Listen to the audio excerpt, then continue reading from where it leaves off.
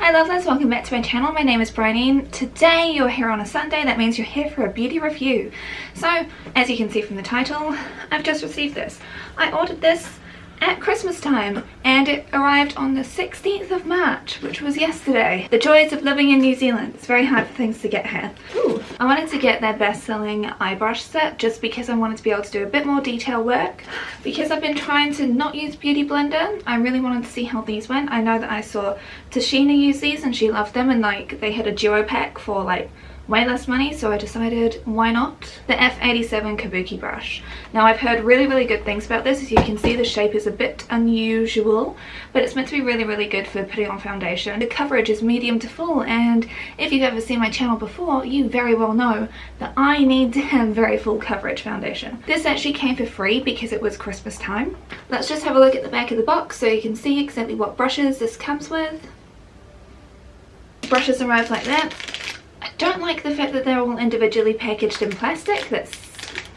So let's get on to how the sponge works, how the brushes work, how these brushes work, and then I'll give you my final thoughts.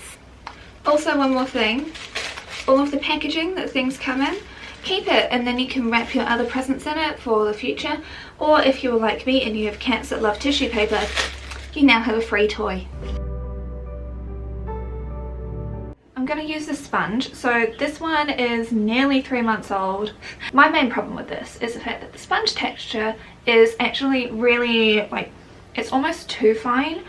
I prefer using the Beauty Blender Pro. Like, that one's quite fine, but I tend to find that it's not as open pored as the regular one, but I tend to find that that one actually gives me a really nice finish. I found that I really have to push this in to be able to fill in my pores, because I do obviously have very big pores, and you saw I've got spots, so like my skin is just always a bit of a nightmare. I have hormonal problems. One thing that I tend to have to do is like press it in and then I can smear and then press again. Then I'm just going to take the brush.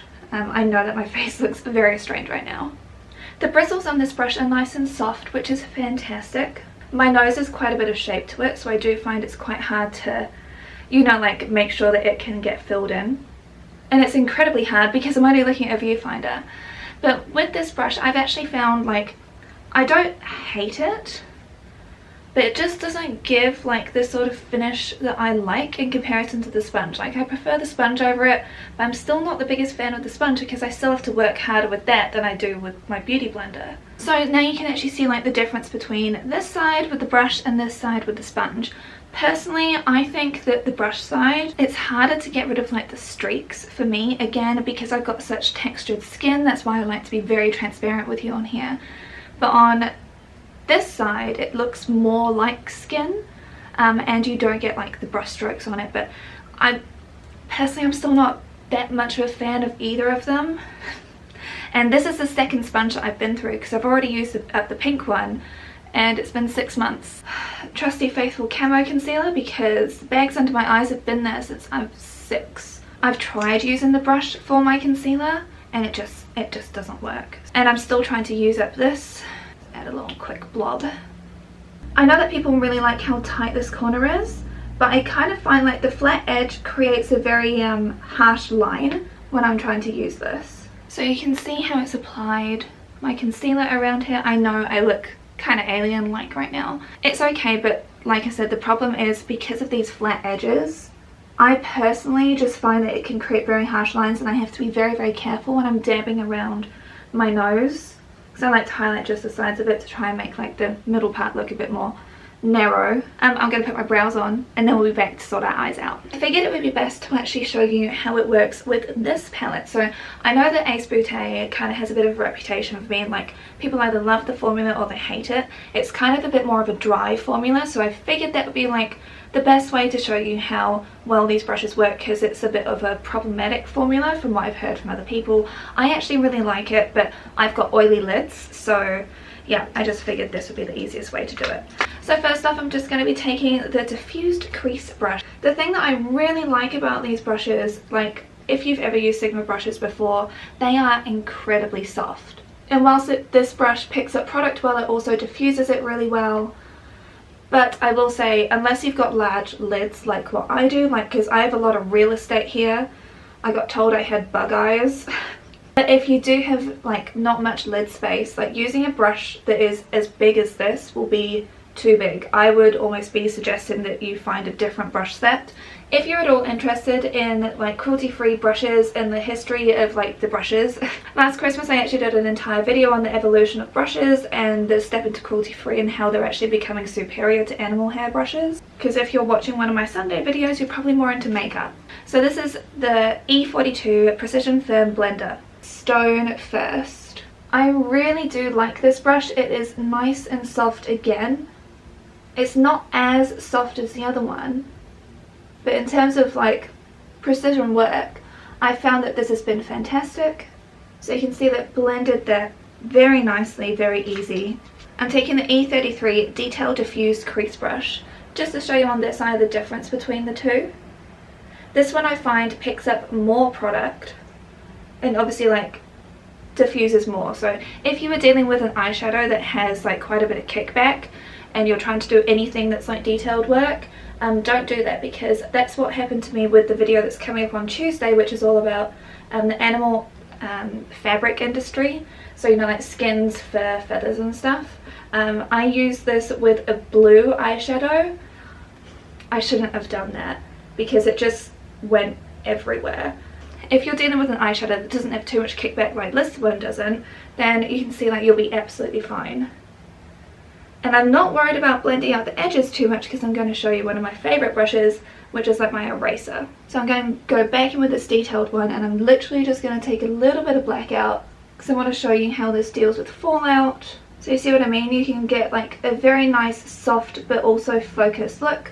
I think that this brush is absolutely amazing. I'm showing you one of my favourite brushes. I call this my eraser brush. This one is the E44 Firm Blender. And I'll show you on this side because this side's worse. I actually just use this to really focus on diffusing out anything that I've got.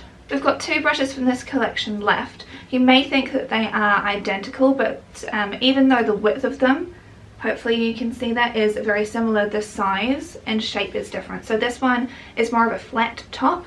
This one's got a curved top to it. So I've used both of these when it comes to shimmers or whenever I want to like really try and pack a colour on. This is not as firm as a flat shader brush like this one from MOTD. This one is very firm, which is great when you're really trying to concentrate colour in one place. But if you want more of a diffused like placement look, then you can go with this. So I'm just going to go in with Moon Glow, which is the silver colour. So you can see it still picks up shimmers really well. And it's very soft still, no issues with this at all. And this one is the Detail Blending Brush. So not the most ideal for placing this, but I just sort of want to show you how it works. Now this eyeshadow does have kickback, as you can see in the pan.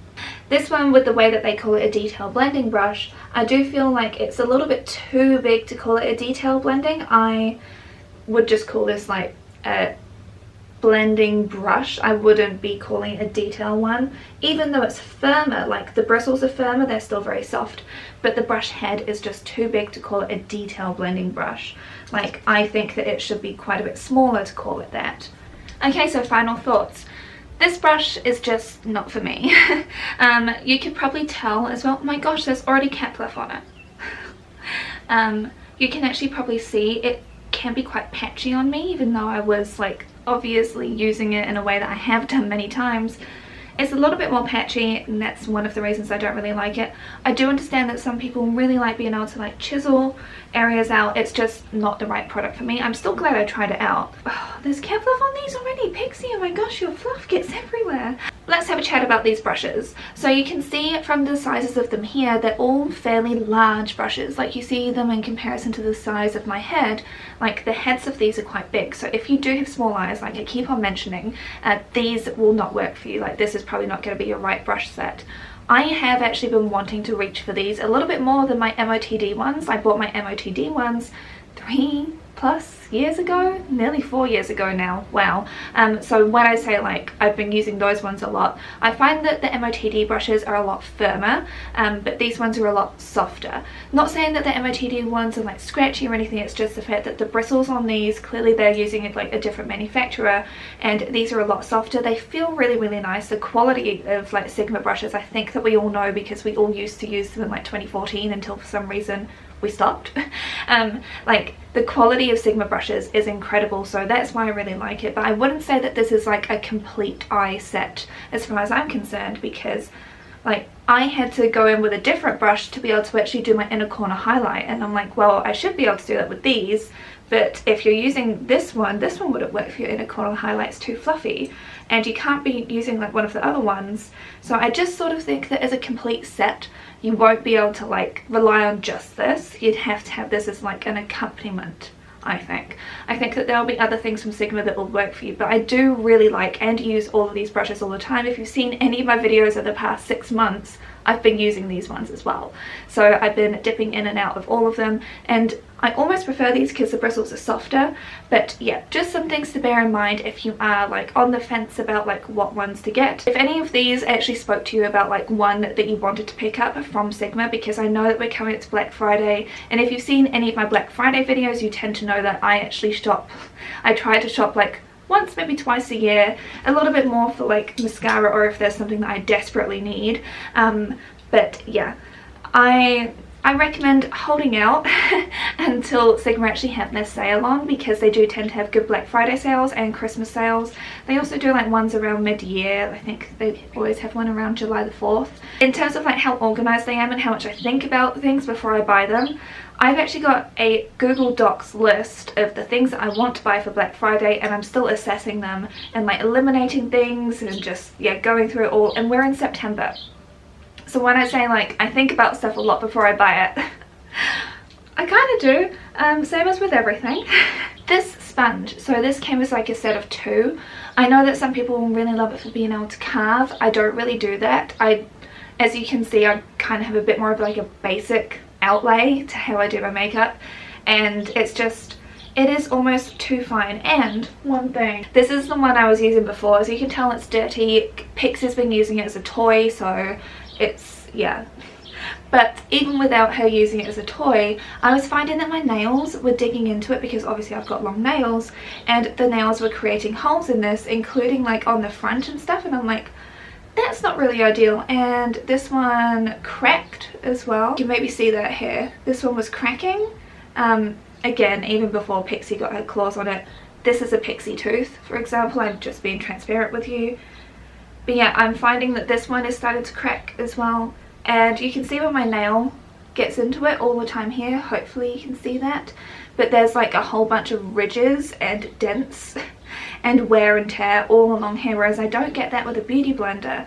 So those are just some things to bear in mind. Like, I personally find that the texture of this is not right for my skin, because my skin is too textured for this, whereas the Beauty Blender Pro I find works well. So those are my thoughts on it. As someone with textured skin, I don't hold on to that. Yeah, that's my final thoughts. I know that a whole bunch of you are new. This has been incredibly overwhelming to me. Like, this is 5 days after Tiffany did the shout out, and I'm still dealing with it because I have anxiety. So this is like a lot. So hopefully you enjoy the work that I do. Like she said in her video, my work does focus on environmental, social, ethical issues, and I do really appreciate beauty as well, which is why I do like these reviews, which hopefully help you out. But I just want to say, like, if you're expecting it to be completely all about celebrities, that's not how I roll. Like, I am doing a whole bunch of videos about all sorts of different topics. Like, I've got my topics for December laid out, because at December time we tend to do like nicer things to talk about, and this year I want to do more of like a festive focus. So yeah, if you're here for it, I really appreciate it. If you're not, then that's totally fine. If you're still watching, I also know that I've mentioned in quite a few of my videos that when I hit 1,000 subscribers that I'll do my Marilyn Monroe video. I asked on my Instagram stories, if you ever want to interact with me, check me on Instagram. Like, I'm most active in my stories. That's where we have like interaction around what videos we're going to do. I haven't quite hit the mark yet on YouTube to be able to have that community tab, but otherwise we'll be there. But I did ask in a poll whether people want me to stick to the spooky things which I had laid out, or if they want me to just bump that and do the Marilyn video.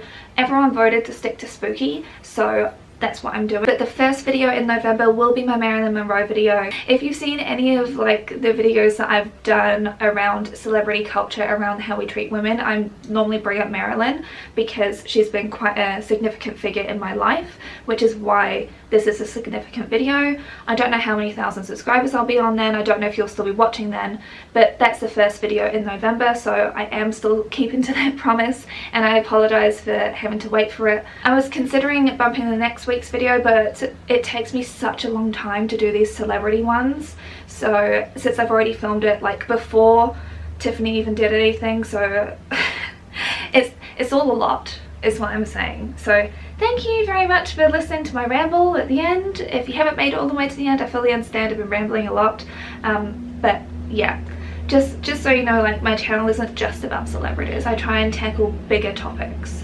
So yes, thank you lovelies very much for watching. I'll see you on Tuesday for our deep dive into the environmental, social, ethical issues with the animal, agriculture and fabric industry, and I look forward to seeing you then. I'm kind of worried about the backlash I'll get on it, but I've gotten plenty of backlash in my life.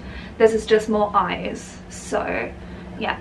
There'll be a lot of scientific studies, a lot of references in the description, as there always are, but I'm still, like, my anxiety is even higher now, so yeah, we'll see how it goes, hey. Dealing with these feelings that everyone deals with, because I don't want to let Tiffany down, I don't want to let you down, I don't want to let anyone down, so yeah, it's a lot. Everything's a lot right now in my little mind, so yes, okay, bye.